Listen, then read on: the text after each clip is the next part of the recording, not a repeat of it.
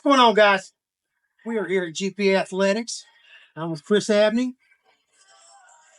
He's not nervous at all about this. It's not like there's millions of you guys in there watching. Yeah, It's just a few 100,000. well, that's all right. Short, fat, bald's in this year, so You and me we're set then. Yeah.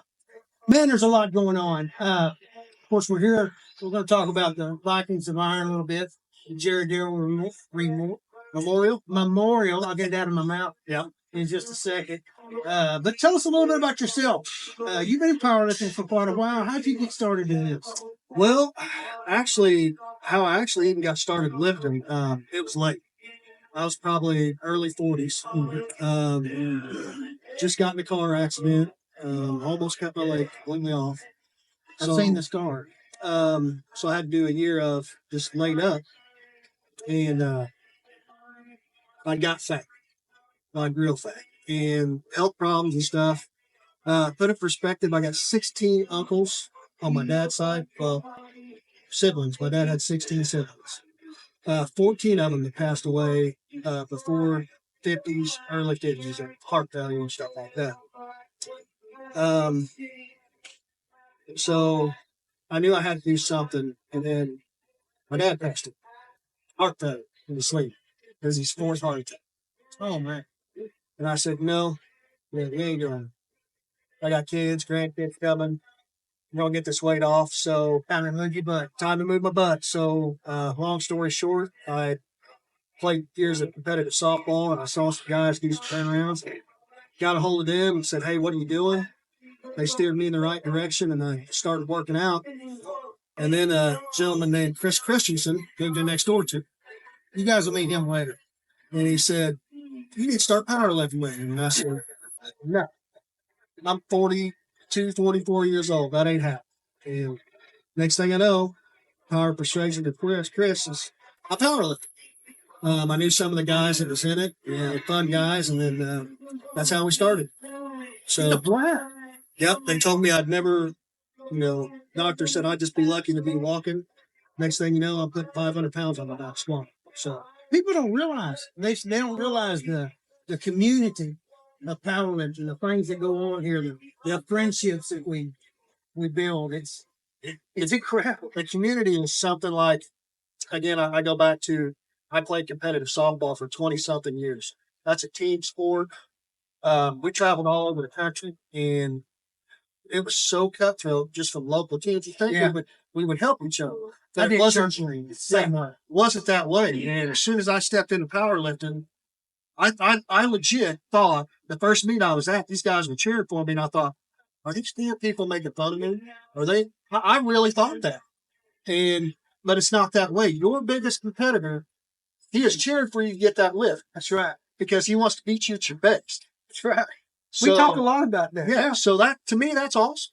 Yeah. So you can't beat the camaraderie. I've been doing this for years, and I've probably been to legit one meet, where I thought that guy's just not, not about it. Not about, he's not about the community. Everything else has just been above approach, above board. Everybody wants to help everybody, and it's, I've drew a lot of other people into doing this stuff. Yes, you have. They saw me doing it. They're like, well, if that can do it, why can't I do it? That's right. And they started it, and they love it too. So, well, it's not just, you're not just competing.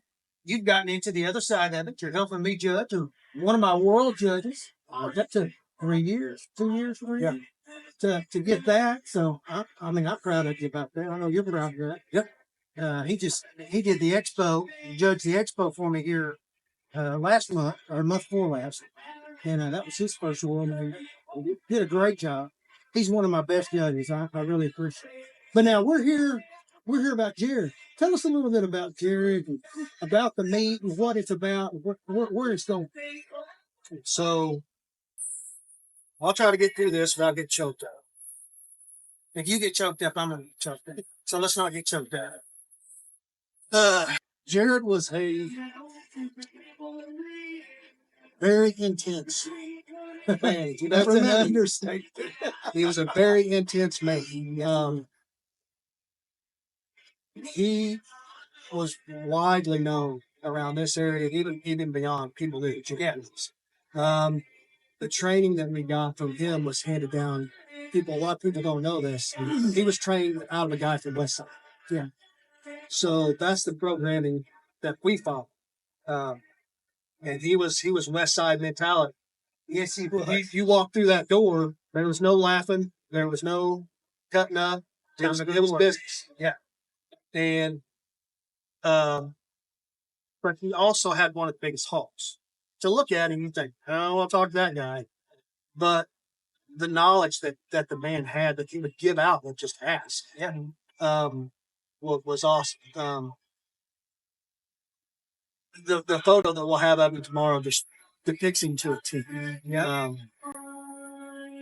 I don't, I tell people this without veering off course. You walk into gyms now, powerlifting, it doesn't make it. Doesn't care. Powerlifting gym, you name it, regular gyms, whatever. You see these coaches, and they're sitting there, they're like, oh, yep, you're doing great. Doing great. Oh, what? Yeah. Just go to this machine over here. I'll be over here. I trained under Jen for, I honestly, guys, I can't remember, 3 or 4 years. And in that amount of time, I can only think of one time. We trained Monday, Wednesday, Friday, Saturday, religiously, year-round, 365 days a year. One time in 3 to 4 years, whatever it was I trained with him, that he wasn't there, that he was legit sick in bed. Every time that man showed up, he was critiquing if I had 3 sets of 10, he watched me do 3 sets of 10. I could be in our third one and be like, you need to get lower. This needs to be tighter. That needs to be every set, every rep. He was. That brings something up. A lot of us in the powerlifting community, we think we have friends because they pat us on the butt. Great job! Wonderful, wonderful. Man, you're awesome. But that's really not what a friend is. Nope. A friend's that guy that'll slap you in the face and say, what the heck are you doing? Pull your head out of your butt. Let's go. 100%. We train out of RBC, Republic Barbell. Chris is now, I kind of fell back on Chris since Jared's gone. He just kind of picked it up and ran with it. But people ask, they're like, hey, can you guys train us for me? Can you do this? And we're like, absolutely, come on down. Just so you know, don't get your feelings hurt because we're going to critique every rep. We want the best for you because, you're representing us and we're representing you. That's right. We're family. Let's go. So let's get it. I can't tell you how many times Justin Rogers, I'd be in a group of guys, I'd just do a big squat or dance or whatever it was. And how did that look? Everybody's man, that's awesome. That's awesome. I'd look up at Justin Rogers and go, that's so.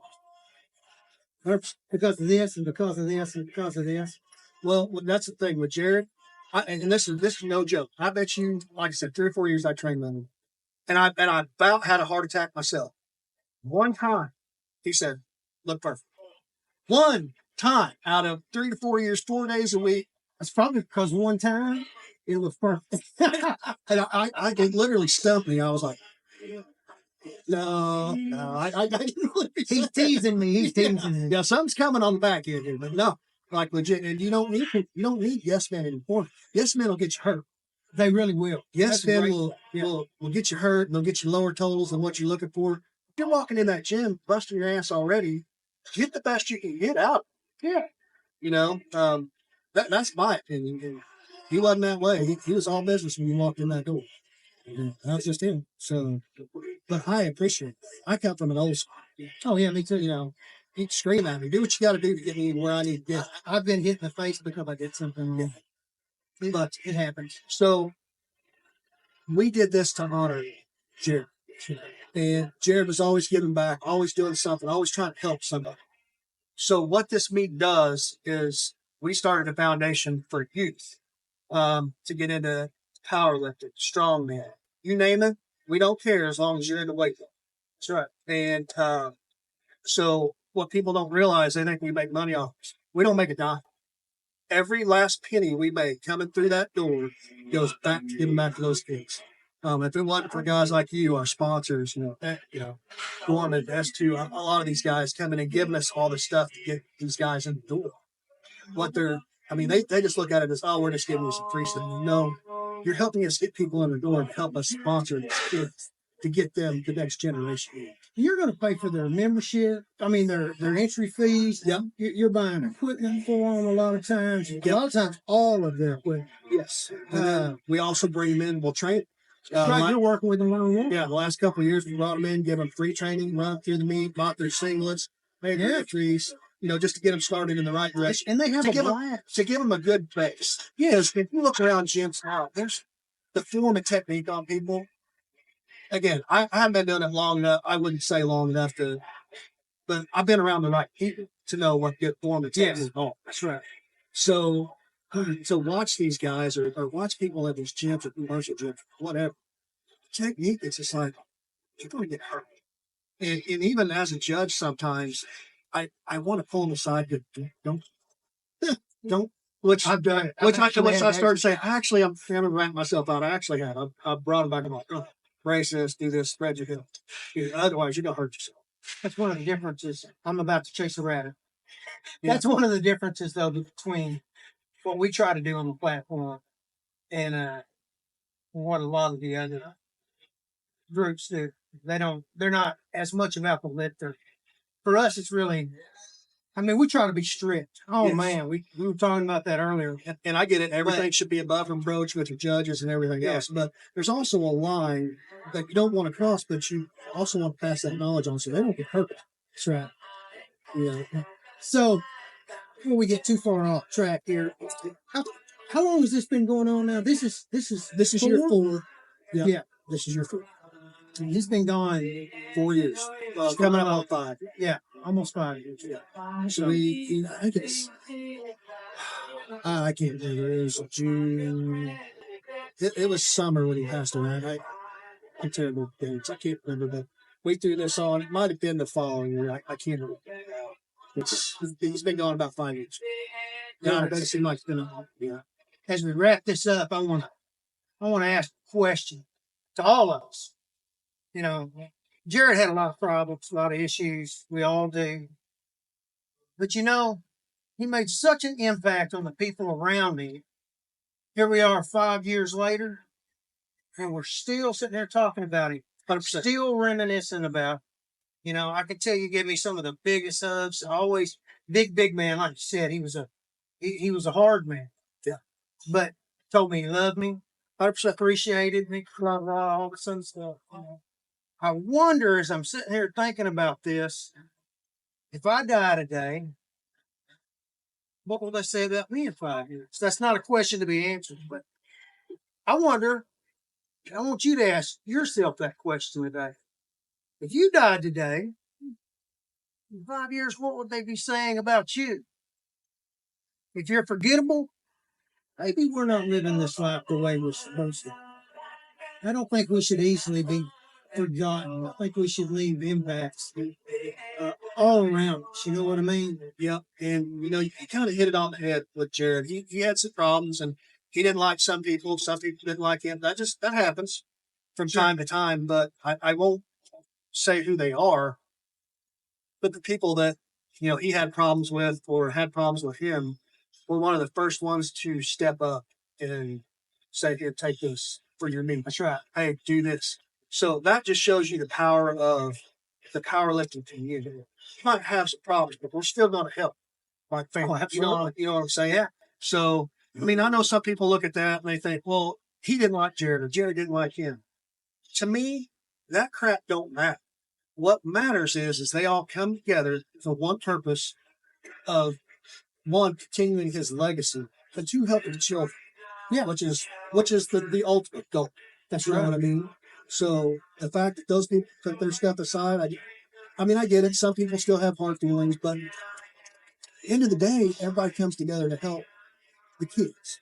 You know what I mean? So the legacy that like you said, that he leaves, it's wide stretch. Oh, it really is. Now, guys, if you've thought about getting into powerlifting, or if you're just here watching this video thinking, I didn't have nothing better to do, I want to encourage you. Find you a powerlifting event somewhere. Go check it out. Go sit and watch. I think you'll be surprised. I think you'll be surprised at the community that's there, how they reach out to everybody. And I want you to know something. We want you to be a part of powerlifting. We don't give a crap what federation you're in. We don't care what style you are, if you're raw with wraps or without, or if you're in equipment, or if you're in a slingshot. We don't care. What we want, we want to see you here. We want to see you here with us. We got a great day. If you're in the Springfield area, we're at GP Athletics. We'll be competing tomorrow. Come down and check it out.